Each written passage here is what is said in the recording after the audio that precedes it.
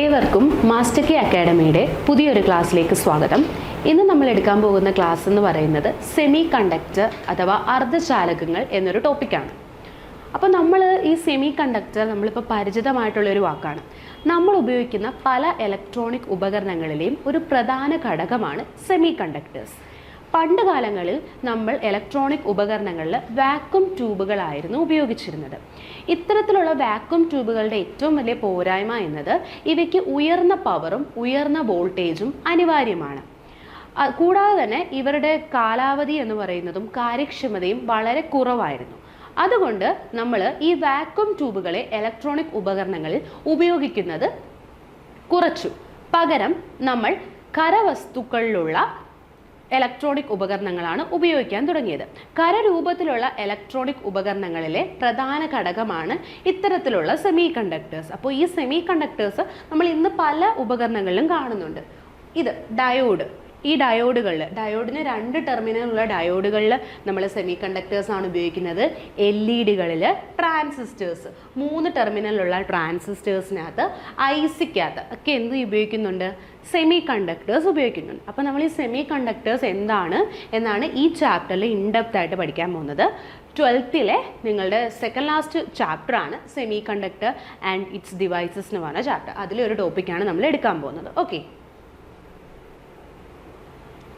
Okay, അപ്പം നമ്മൾ ഖരവസ്തുക്കൾ അല്ലെങ്കിൽ സോളിഡ്സിനെ മെയിനായിട്ട് നമ്മൾ 3ആയിട്ടാണ് കാറ്റഗറൈസ് ചെയ്തിരിക്കുന്നത്. ഒന്നാമത്തത് ലോഹങ്ങൾ, രണ്ടാമത്തത് അർദ്ധചാലകങ്ങൾ, മൂന്നാമത്തത് ഇൻസുലേറ്റേഴ്സ്. അപ്പം സോളിഡ്സിനെ നമ്മൾ മെയിനായിട്ടും ലോഹം, അർദ്ധചാലകം, ഇൻസുലേറ്റേഴ്സ് എന്നിങ്ങനെയാണ് തരംതിരിച്ചിരിക്കുന്നത്. ഇനി ഇവയെ എങ്ങനെയാണ് തരംതിരിച്ചിരിക്കുന്നത് എന്ന് ചോദിച്ചു കഴിഞ്ഞാൽ വൈദ്യുത ചാലകതയുടെയും പ്രതിരോധകതയുടെയും അടിസ്ഥാനത്തിലാണ് നമ്മൾ വസ്തുക്കളെ ലോഹങ്ങൾ, അർദ്ധചാലകങ്ങൾ, ഇൻസുലേറ്റർ എന്നിവയെ തരംതിരിക്കുന്നത്. അപ്പോൾ എന്താണ് ഈ വൈദ്യുത ചാലകത, എന്താണ് പ്രതിരോധകത എന്ന് നമുക്ക് നോക്കാം. ഓക്കെ, അപ്പോൾ ഇപ്പം എൻ്റെ കയ്യിൽ ഒരു വയറുണ്ടെന്ന് വിചാരിക്കാം. ഒരു വയർ. ഈ വയറിലൂടെ ഞാൻ വൈദ്യുതി കടത്തിവിടുന്നു. വൈദ്യുതി അല്ലെങ്കിൽ ഇലക്ട്രിസിറ്റി നമ്മൾ ഈ വയറിലൂടെ പാസ് ചെയ്യുന്നു.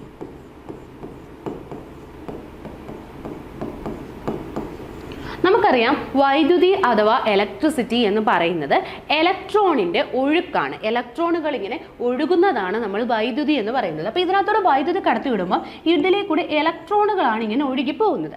അപ്പോൾ നമ്മൾ നോക്കിയേ, ഈ വയറിലൂടെ ഇങ്ങനെ ഇലക്ട്രോണുകൾ ഒഴുകുമ്പോൾ അല്ലെങ്കിൽ ഇലക്ട്രിസിറ്റി പാസ് ചെയ്യുമ്പോഴത്തേക്ക് കുറേ കഴിയുമ്പം ഈ വയറ് ഈ ഇലക്ട്രോണുകളെ തടയുന്നതായിട്ട് നമുക്ക് കാണാൻ പറ്റും. അതായത് ഏതൊരു വസ്തുവിലൂടെയും ഇലക്ട്രിസിറ്റി പാസ് ചെയ്ത് കഴിഞ്ഞാൽ വസ്തു ഈ ഇലക്ട്രിസിറ്റി അല്ലെങ്കിൽ ഇലക്ട്രോൺസിനെ തടയുന്ന ഒരു പ്രതിഭാസം കാണിക്കും. ഈ പ്രതിഭാസത്തെ നമ്മൾ വിളിക്കുന്ന പേരാണ് റെസിസ്റ്റൻസ് അഥവാ പ്രതിരോധം.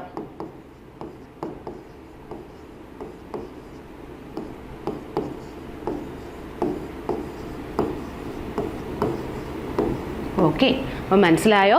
ഒരു വസ്തുവിലൂടെ ഇലക്ട്രിസിറ്റി പാസ് ചെയ്യുമ്പോൾ ആ ഇലക്ട്രിസിറ്റിയിലുള്ള ഇലക്ട്രോൺസിനെ വസ്തു പ്രതിരോധിക്കുന്നു. ഈ ഒരു പ്രതിഭാസത്തെ നമ്മൾ വിളിക്കും റെസിസ്റ്റൻസ് അഥവാ പ്രതിരോധം. ഇനി ഓരോ വസ്തുവിൻ്റെയും റെസിസ്റ്റൻസ് നീളത്തിനെയും അതിൻ്റെ ഏരിയയുമായിട്ട് ബന്ധപ്പെട്ടിരിക്കും. ഒരു വസ്തുവിൻ്റെ റെസിസ്റ്റൻസിനെ നമ്മൾ R കൊണ്ടാണ് റെപ്രസെൻറ്റ് ചെയ്യുന്നത്. റെസിസ്റ്റൻസിനെ റെപ്രസെൻറ്റ് ചെയ്യുന്ന ലെറ്റർ, പ്രതിരോധത്തെ റെപ്രസെൻറ്റ് ചെയ്യുന്ന R ആണ്. ഇത് അളക്കുന്ന യൂണിറ്റ് എന്ന് പറയുന്നത് ഓം ആണ്. ഓം ഇങ്ങനെയാണ് റെപ്രസെൻറ്റ് ചെയ്യുന്നത് കേട്ടോ. ഓക്കെ, അപ്പോൾ ഒരു വസ്തുവിൻ്റെ റെസിസ്റ്റൻസ് നീളത്തെയും ഏരിയയും ഡിപ്പെൻഡ് ചെയ്യുമെന്ന് നമ്മൾ പഠിച്ചു. ഒരു വസ്തുവിലൂടെ ഉള്ള റെസിസ്റ്റൻസും നീളവും നേർ അനുപാതത്തിലായിരിക്കും. അതായത് നീളം കൂടുന്തോറും വസ്തുവിൻ്റെ റെസിസ്റ്റൻസ് എന്ത് ചെയ്തുകൊണ്ടേയിരിക്കും? കൂടിക്കൊണ്ടേയിരിക്കും. നീളം കുറഞ്ഞാൽ റെസിസ്റ്റൻസ് കുറവായിരിക്കും. പക്ഷേ ഏരിയയിലെ പരപ്പളവുമായിട്ട് നോക്കുമ്പോൾ റെസിസ്റ്റൻസ് വിപരീത അനുപാതത്തിലായിരിക്കും. ഏരിയ കൂടുന്തോറും റെസിസ്റ്റൻസ് കുറയുന്നതായിട്ടായിരിക്കും നമുക്ക് കാണാൻ കഴിയുന്നത്. അപ്പോൾ ഇതിനെ രണ്ടിനെയും കൂടെ കമ്പൈൻ ചെയ്ത് നമുക്ക് ഇങ്ങനെ എഴുതിക്കൂടെ? R proportional to L/A. അപ്പോൾ നമ്മൾ പഠിച്ചിട്ടുണ്ട് ഇങ്ങനെ ഈ അനുപാതം മാറ്റാൻ നമ്മൾ എന്ത് ചെയ്യണം? ഒരു കോൺസ്റ്റന്റ് കൊണ്ട് മൾട്ടിപ്ലൈ ചെയ്യണം. അപ്പോൾ നമ്മൾ ഇവിടെ മൾട്ടിപ്ലൈ ചെയ്യുന്ന കോൺസ്റ്റന്റ് ആണ് റോ. ഈ റോയെ പറയുന്ന പേരാണ് റെസിസ്റ്റിവിറ്റി.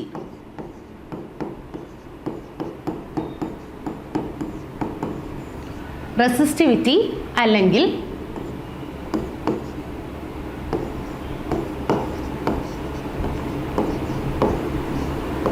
പ്രതിരോധകത.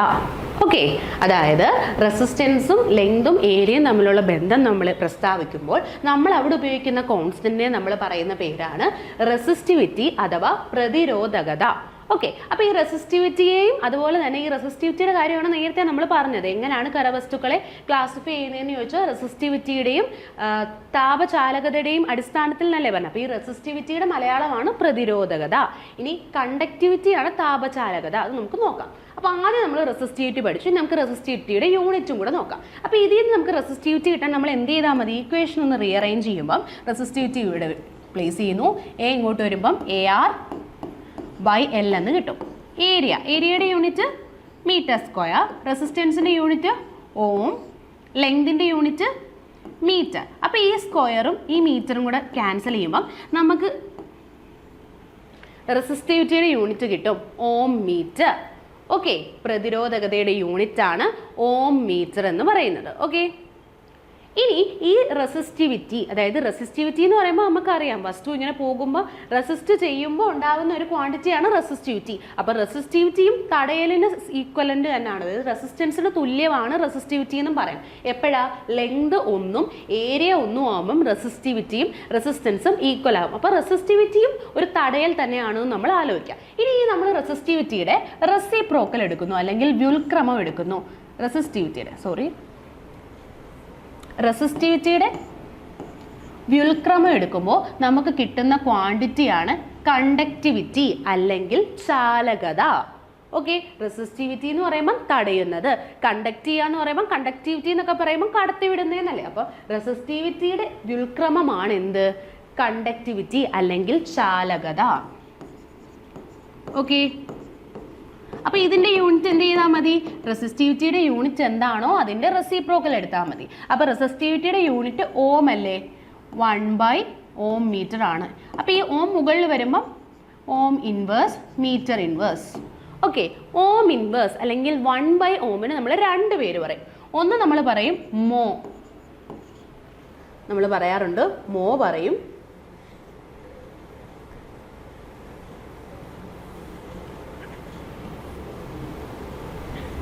അല്ലെങ്കിൽ നമ്മൾ യൂസ് ചെയ്യുന്ന യൂണിറ്റ് ആണ് സീമൻ. ഓക്കെ, അപ്പോൾ കണ്ടക്ടിവിറ്റിയുടെ യൂണിറ്റ് ആണ് ഓം ഇൻവേഴ്സിൻ്റെ യൂണിറ്റ് ആണ് മോ ഓർ സീമൻ. അതിനോടൊപ്പം നമ്മൾ എന്തും കൂടെ യൂസ് ചെയ്യണം? മീറ്റർ ഇൻവേഴ്സും കൂടെ യൂസ് ചെയ്യണം. അപ്പോൾ കണ്ടക്ടിവിറ്റിയുടെ യൂണിറ്റ് രണ്ട് രീതിയിൽ റെപ്രസെൻറ്റ് ചെയ്യുന്നു. മോ മീറ്റർ ഇൻവേഴ്സ് എന്നോ അല്ലെങ്കിൽ സീമൻ, അതിനെ എസ് എന്നാണ് കേട്ടോ റെപ്രസെൻറ്റ് ചെയ്യുന്നത്. എസ് മീറ്റർ ഇൻവേഴ്സ് എന്നോ റെപ്രസെൻറ്റ് ചെയ്യും. ഓക്കെ, അപ്പോൾ റെസിസ്റ്റിവിറ്റി നമ്മൾ പഠിച്ചു. റെസിസ്റ്റിവിറ്റിയുടെ യൂണിറ്റ് ഓം മീറ്റർ ആണ്.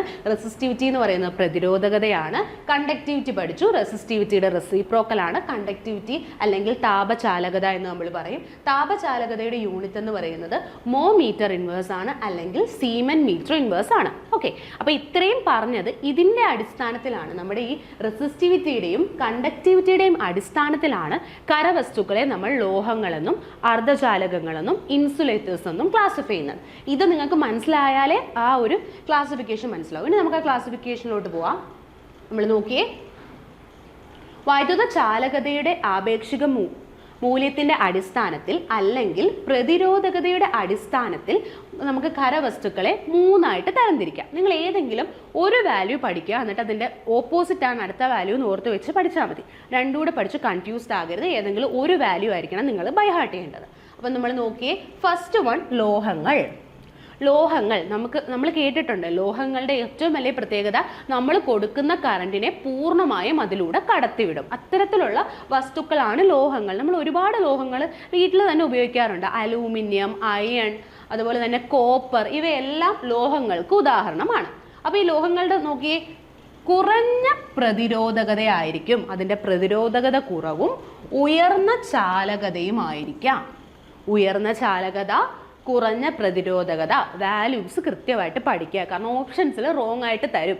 ഓക്കെ, ഈ വാല്യൂസ് തന്നെ പഠിക്കുക. ഈ വാല്യൂസ് നിങ്ങളുടെ NCERT ടെക്സ്റ്റിൽ നിന്നുള്ള വാല്യൂസ് ആണ് കോപ്പി ചെയ്തിരിക്കുന്നത്. റെഫറൻസ് ടെക്സ്റ്റിൽ വാല്യൂസ് മാറും, ഇതിൻ്റെ വാല്യൂസ് മാറും കേട്ടോ. അപ്പം നോക്കിയേ, നമ്മൾ ഇത് എന്താണെന്നാ പഠിച്ചത്? ഇത് ഈ സിഗ്മ എഴുതുന്നത് എന്താ? കണ്ടക്ടിവിറ്റി അല്ലെങ്കിൽ ചാലകത. ചാലകത കൂടുതലല്ലേ ഈ വസ്തുക്കൾക്ക്. ചാലകതയുടെ വാല്യൂ എല്ലാത്തിലും കോമൺ ആയിട്ട് പഠിക്കാം. ഓക്കെ, ചാലകതയുടെ വാല്യൂ നോക്കിയേ, 10⁻²നും 10⁸ ഇടയിലായിരിക്കും. അതിൻ്റെ യൂണിറ്റ് നമ്മൾ പഠിച്ചു, സീമൻ മീറ്റർ ഇൻവേഴ്സ്, അങ്ങനെയാണ് കൊടുത്തിരിക്കുന്നത്. ഓക്കെ, 10⁻²നും 10⁸ അപ്പോൾ അതിൻ്റെ റെസിസ്റ്റിവിറ്റി എന്തായിരിക്കും? അതിൻ്റെ ഒരു പവർ ഓപ്പോസിറ്റ് ചെയ്ത് കൊടുക്കുക, അതിൽ റെസിപ്രോക്കൽ എടുക്കുമ്പോൾ 10⁻²ഉം 10⁻⁻8 ഓം മീറ്റർ. ഈ വാല്യൂ മാത്രം പഠിച്ചാൽ മതി, എന്നിട്ട് അതിൻ്റെ ഓപ്പോസിറ്റ് ആണെന്ന് ഓർത്താൽ മതി. അതിൻ്റെ താപചാലകത 10⁻²നും 10⁸ ഇടയിലായിരിക്കും. ഓക്കെ, ഇനി നമുക്ക് അർദ്ധചാലകങ്ങൾ നോക്കാം. അപ്പം അർദ്ധം എന്നുള്ള പേരിൽ തന്നെ ഉണ്ട്, പകുതി ഒരു ചാലകമാണ്, പക്ഷെ പകുതി അത് ചാലകമല്ല, പേരിൽ തന്നെ ഉണ്ട്. അപ്പം നോക്കിയേ, പ്രതിരോധകത അല്ലെങ്കിൽ ചാലകത ലോഹങ്ങൾക്കും ഇൻസുലേറ്ററിനും ഇടയിലായിരിക്കും. ഇവരെ നോക്കിക്കഴിഞ്ഞാൽ ഈ ലോഹങ്ങളുടെ അത്രയും ഉയർന്ന ചാലകതയില്ല, പക്ഷെ കുറച്ച് ചാലകതയുണ്ട്. അതായത് കുറച്ച് ഇലക്ട്രോൺസിനെ ഇവർ പാസ് ചെയ്യിക്കും, പക്ഷെ ഇവരെല്ലാവരും എന്ത് ചെയ്യത്തില്ല? പാസ് ചെയ്യിക്കത്തില്ല. അപ്പം ലോഹങ്ങളെക്കാൾ കുറഞ്ഞ ചാലകതയായിരിക്കും ആർക്കുള്ളത്? അർദ്ധചാലകങ്ങൾക്കുള്ളത്. അപ്പോൾ അവരുടെയും കണ്ടക്ടിവിറ്റിയുടെ വാല്യൂ നമ്മൾ പഠിക്കുക. 10⁻5നും 10⁻⁻6നും ഇടയിലാണ്. ഓക്കെ, 10⁻5ഉം 10⁻⁻6നും ഇടയിലാണ്. ഓക്കെ, അപ്പോൾ ഇതിൻ്റെ ഓപ്പോസിറ്റ് ആയിരിക്കുമല്ലോ ഇതിൻ്റെ റെസിസ്റ്റിവിറ്റിയുടെ വാല്യൂ. 10⁻⁻5നും 10⁻6നും ഇടയിലാണ്. ഓക്കെ, ഇനിയുള്ളതാണ് ഇൻസുലേറ്റേഴ്സ്. നമ്മുടെ ഇൻസുലേറ്റേഴ്സിൻ്റെ പ്രത്യേകത എന്ന് പറഞ്ഞാൽ അവർ പൂർണ്ണമായിട്ടും എന്ത് ചെയ്യുന്നു? വൈദ്യുതിയെ പ്രതിരോധിക്കും. വൈദ്യുതി അവർ കടത്തിവിടില്ല. ഉയർന്ന പ്രതിരോധകത അല്ലെങ്കിൽ താഴ്ന്ന ചാലകത, ചാലകത ഏറ്റവും കുറവാണ് കേട്ടോ. അപ്പോൾ ഇവരുടെ ഒരു സിഗ്മ വാല്യൂ എന്ന് പറയുന്നത് 10⁻11നും 10⁻⁻19നും ഇടയിലാണ് ഇവരുടെ conductivity value. Okay, siemens metre inverse. അപ്പോൾ ഇതിൻ്റെ റെസിസ്റ്റിവിറ്റിയുടെ വാല്യൂ എന്താ? ഇതിൻ്റെ ഓപ്പോസിറ്റ് സിമ്പിൾ 10⁻11 10⁻19.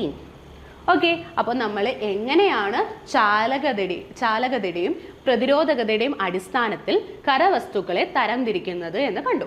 ഓക്കെ, ഇനി നമ്മൾ അടുത്തത് നോക്കാൻ പോകുന്നത്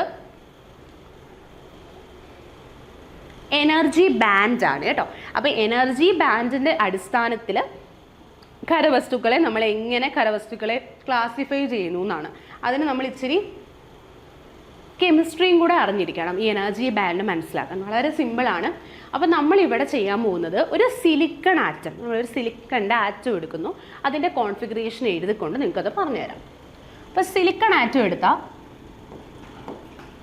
നമ്മൾ സിലിക്കൺ ആറ്റത്തിൻ്റെ കോൺഫിഗറേഷനാണ് 1s2 2s2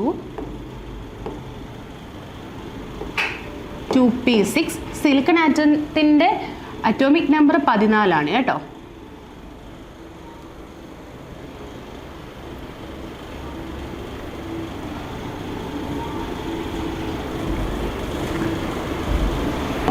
atomic number താഴെയല്ലേ എഴുതണ്ടേ?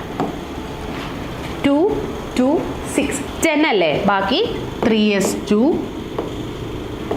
3p2. Okay, നമ്മളിങ്ങനെ ഇലക്ട്രോണിക് കോൺഫിഗറേഷൻ ചെയ്തില്ലേ? 1s 2s 2p 3s 3p 4s 3d 4p അങ്ങനെ എഴുതത്തില്ലേ?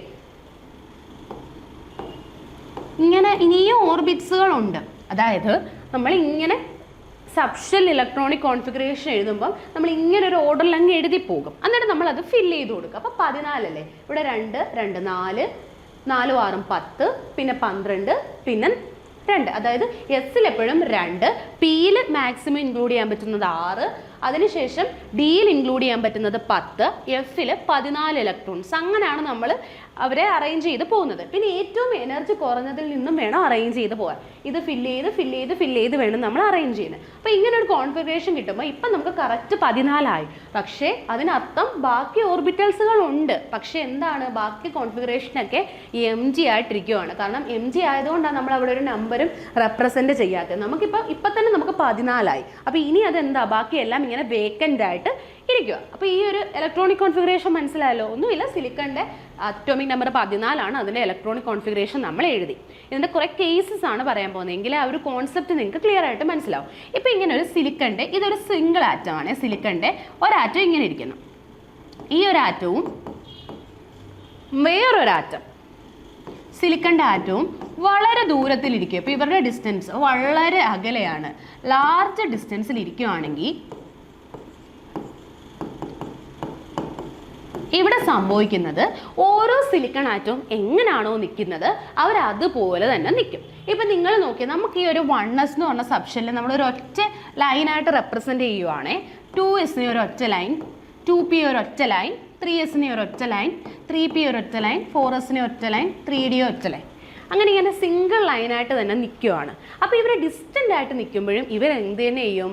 ഈ സിംഗിൾ ലൈനായിട്ട് തന്നെ ഇവർ ഒക്കുപ്പൈ ചെയ്യും. അതായത് ഇവരുടെ ആ ഷെല്ലിനൊന്നും ഒരു മാറ്റവും ഇല്ല. ഈ രണ്ട് ആറ്റങ്ങളും വളരെ ദൂരെ ആകുമ്പം ഇവരുടെ ഈ ഒരു അറേഞ്ച്മെൻറ്റിൽ ഒരു മാറ്റവും സംഭവിക്കുന്നില്ല.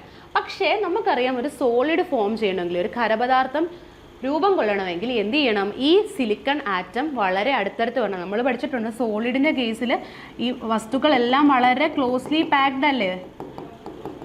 അപ്പോൾ ഒരു ഖരപദാർത്ഥം രൂപം കൊള്ളുമ്പം ഈ ആറ്റങ്ങൾ അടുത്തായിട്ട് വരും. അപ്പം നോക്കിയേ, ഈ ഒരു സിലിക്കൺ ആറ്റവും അടുത്ത സിലിക്കൺ ആറ്റവും വളരെ അടുത്തായിട്ട് വന്നു എന്ന് വിചാരിക്കുക.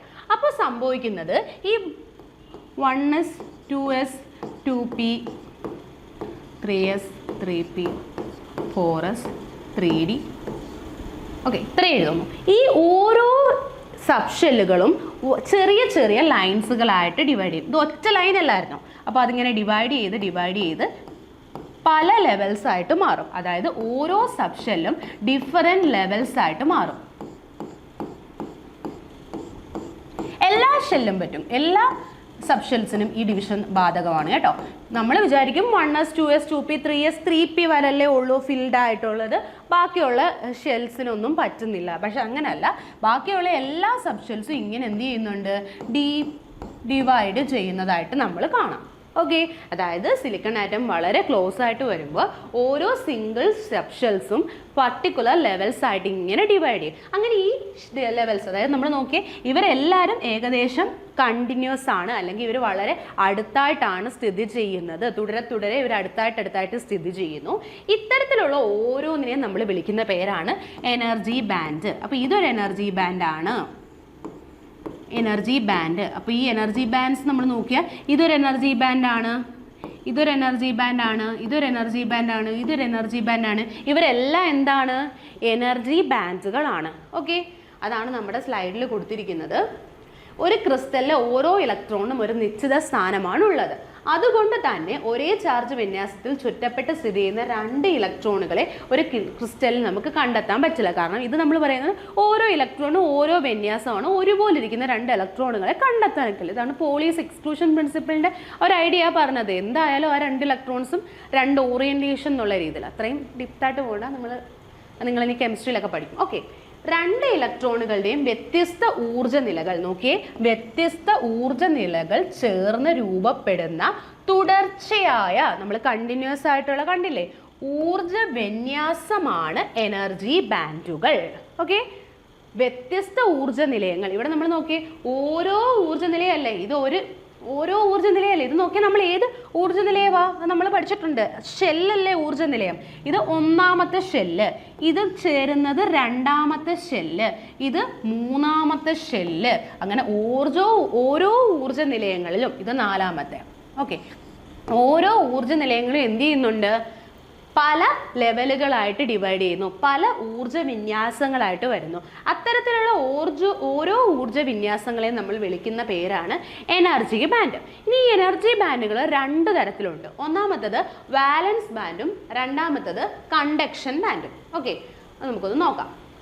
നമുക്കറിയാം, വാലൻസ് ഇലക്ട്രോൺസ് അല്ലെങ്കിൽ ബാഹ്യതമ ഷെല്ലിലെ ഇലക്ട്രോൺ, അവരാണ് ഏതൊരു കെമിക്കൽ റിയാക്ഷനിലും പങ്കെടുക്കുന്നവർ. അപ്പോൾ ഇവിടെ നോക്കി, ബാഹ്യതമ ഷെല്ലിലുള്ള കെമിക്കൽ റിയാക്ഷനിൽ പങ്കെടുക്കുന്നവർ ഇവരല്ലേ, 3s2ഉം 3p2ഉം. ഔട്ടർ മോസ്റ്റ് ഷെല്ലായിട്ടുള്ള 3 അല്ലേ ഇവിടെ, 3 എന്നുള്ള ഈ ഷെല്ലല്ലേ ഇവിടെ കെമിക്കൽ റിയാക്ഷനിൽ പങ്കെടുക്കുന്നത്. അപ്പോൾ ഈ വാലൻസ് ഷെല്ലിൽ ഏറ്റവും പുറമേ ഉള്ള ഷെല്ല് ഇതാണ് വാലൻസ് ഷെല്ല്. ഇവരിലുള്ള വാലൻസ് ഇലക്ട്രോൺ വരുന്ന ബാൻഡാണ് വാലൻസ് ബാൻഡ്. മലയാളവും വാലൻസ് എന്ന് തന്നെയാണ് കേട്ടോ. അപ്പോൾ വാലൻസ് ഇലക്ട്രോണുകളുള്ള ബാൻഡാണ് വാലൻസ് ബാൻഡ്. ഓക്കെ, ഇനി നമുക്കറിയാം ഈ അകത്തുള്ള, അതായത് ഈ നമ്മളിപ്പോൾ ഒരു ആറ്റം എടുത്താലും ഏറ്റവും പുറമേ ഉള്ള ഇലക്ട്രോൺസ് മാത്രമല്ലേ കെമിക്കൽ റിയാക്ഷനിൽ പങ്കെടുക്കൂ.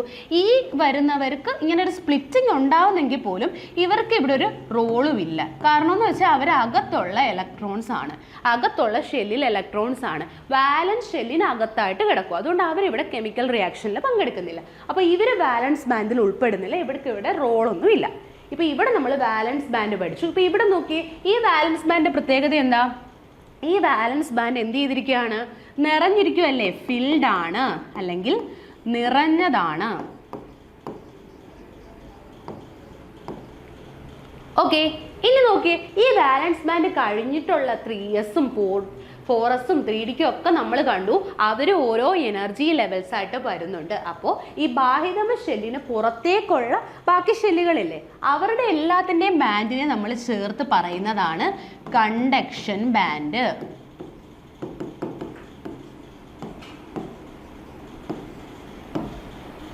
ഓക്കെ, കണ്ടക്ഷൻ ബാൻഡ് അപ്പോൾ നമ്മൾ മനസ്സിലായല്ലോ, ബാഹ്യതമ ഷെല്ലിലെ ഇലക്ട്രോൺസിന് പുറമേ വരുന്ന ഷെല്ലുകൾ, അതായത് ബാഹ്യതമ ഷെല്ലിന് പുറമേ ഉള്ള ഷെൽസിന് ചേർന്നുണ്ടാവുന്ന ബാൻഡാണ് കണ്ടക്ഷൻ ബാൻഡ്.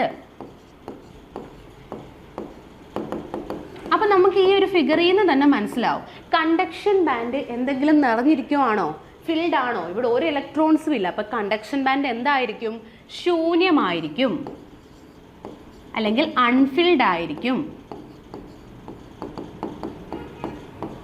ഓക്കെ, ഇവിടെ നോക്കിയേ, വാലൻസ് ബാൻഡ് ആണോ മുകളിൽ നിൽക്കുന്നത്, കണ്ടക്ഷൻ ബാൻഡ് ആണോ മുകളിൽ നിൽക്കുന്നത്? ഈ വാലൻസ് ഇലക്ട്രോൺസ് ഉള്ള വാലൻസ് ബാൻഡ് കഴിഞ്ഞല്ലേ കണ്ടക്ഷൻ ബാൻഡ് വരുന്നത്. അപ്പൊ കണ്ടക്ഷൻ ബാൻഡ് ആയിരിക്കും എവിടെ നിൽക്കുന്നത്? മുകളിൽ നിൽക്കുന്നത്. കണ്ടക്ഷൻ ബാൻഡ് മുകളിലായിരിക്കും, വാലൻസ് ബാൻഡ് എവിടെ ആയിരിക്കും? താഴെ ആയിരിക്കും. അല്ലേ തന്നെ നമുക്കറിയാം, ഇലക്ട്രോണിക് കോൺഫിഗറേഷൻ, സബ്ഷെൽ ഇലക്ട്രോണിക് കോൺഫിഗറേഷനിൽ എനർജി കൂടുന്ന രീതിയിലല്ലേ നമ്മൾ അറേഞ്ച് ചെയ്തിരിക്കുന്നത്. അപ്പോൾ ഇവർ അകത്താണ്, ഏറ്റവും പുറമേ നിൽക്കുന്ന ആരായിരിക്കും? കണ്ടക്ഷൻ ബാൻഡ് ആയിരിക്കും. ഓക്കെ, നോക്കിയേ, ഒരു പദാർത്ഥത്തിലെ വാലൻസ് ഇലക്ട്രോണുകളുടെ ഊർജ്ജ നിലകൾ കൂടിച്ചേർന്നുണ്ടാകുന്ന എനർജി ബാൻഡാണ് വാലൻസ് ബാൻഡ്. വാലൻസ് ബാൻഡിനേക്കാൾ ഉയർന്ന ഊർജ്ജമുള്ള എനർജി ബാൻഡാണ് കണ്ടക്ഷൻ ബാൻഡ്. ഇത് നമുക്ക് ഇത്രയും കൂടെ ക്ലിയർ ആയിട്ടൊരു ഫിഗർ കാണുമ്പോൾ മനസ്സിലാവും. ഈ ഫിഗറിലൂടെ നമുക്ക് ക്ലിയർ ആയിട്ട് മനസ്സിലാവും. അതാ നോക്കി, നിറയ്ക്കപ്പെട്ട ഇലക്ട്രോൺസുകളുള്ള, വാലൻസ് ഇലക്ട്രോണുകളുള്ള ഈ ബാൻഡാണ്, കണ്ടോ, ഓരോ ലെവലായിട്ട് ഡിവൈഡ് ചെയ്തിരിക്കുന്നത്. അപ്പോൾ ഇവരാണ് വാലൻസ് ബാൻഡ്. ഓക്കെ, എന്നാൽ നിറയ്ക്കപ്പെടാത്ത അല്ലെങ്കിൽ ശൂന്യമായ ബാൻഡാണ് കണ്ടക്ഷൻ ബാൻഡ്. ഓക്കെ, പിന്നെ നിങ്ങൾ എപ്പോഴും ആലോചിച്ചിരിക്കുക, ഇലക്ട്രോണുകൾ ഈ വാലൻസ് ബാൻഡിൽ ഇപ്പോൾ നമ്മൾ ഓൾറെഡി പഠിച്ചല്ലോ, ആണ് ഇവിടെ വാലൻസ് ബാൻഡിൽ ഇപ്പോൾ 4 ഇലക്ട്രോൺസ് ഉണ്ട്. ഏത് സമയത്താണ് ഇപ്പോൾ നമ്മൾ വരയ്ക്കുമ്പോൾ വാലൻസ് ബാൻഡ് ഇവിടെ, കണ്ടക്ഷൻ ബാൻഡ് ഇവിടെ. ഈ വാലൻസ് ബാൻഡിൽ വാലൻസ് ഇലക്ട്രോൺസ് ഉണ്ടല്ലോ, അപ്പോൾ 4 വാലൻസ് ഇലക്ട്രോൺസ് ഉണ്ട്. അപ്പോൾ ഈ 4 വാലൻസ് ഇലക്ട്രോൺ എന്ന് വിചാരിക്കാം. അപ്പോൾ ഈ ഇലക്ട്രോൺസ് ഇവിടെ നിന്നും ഈ കണ്ടക്ഷൻ ബാൻഡിലോട്ട് എത്തി എന്ന് വിചാരിക്കുക. ഇപ്പോൾ ഒരു ഇലക്ട്രോൺ എത്തി, അന്നേരം ഇവിടെ എന്തുണ്ടാവും? ഒരു കറണ്ട് ഉണ്ടാവും. അതായത് ഏത് സമയത്താണോ ഇലക്ട്രോൺ വാലൻസ് ബാൻഡിൽ നിന്നും കണ്ടക്ഷൻ ബാൻഡിലേക്ക് എത്തുന്നത്, അപ്പോൾ മാത്രമാണ് കറണ്ട് ഉണ്ടാവുന്നത്. അപ്പോൾ ഇവർ മൊത്തത്തിൽ പോയി കഴിഞ്ഞാൽ, അപ്പോൾ നിങ്ങൾ ആലോചിച്ച്, ഇത് മൊത്തത്തിൽ പോയി കഴിഞ്ഞാൽ വലിയൊരു കറണ്ടല്ലേ അവിടെ ജനറേറ്റ് ചെയ്യുന്നത്. അപ്പോൾ ഇവിടെ കറണ്ട് വരണമെങ്കിൽ എന്ത് ചെയ്യണം? വാലൻസ് ബാൻഡിൽ നിന്നും, നിറയ്ക്കപ്പെട്ട വാലൻസ് ബാൻഡിൽ നിന്നും ഇലക്ട്രോൺ കണ്ടക്ഷൻ ബാൻഡിലേക്ക് മൂവ് ചെയ്യണം.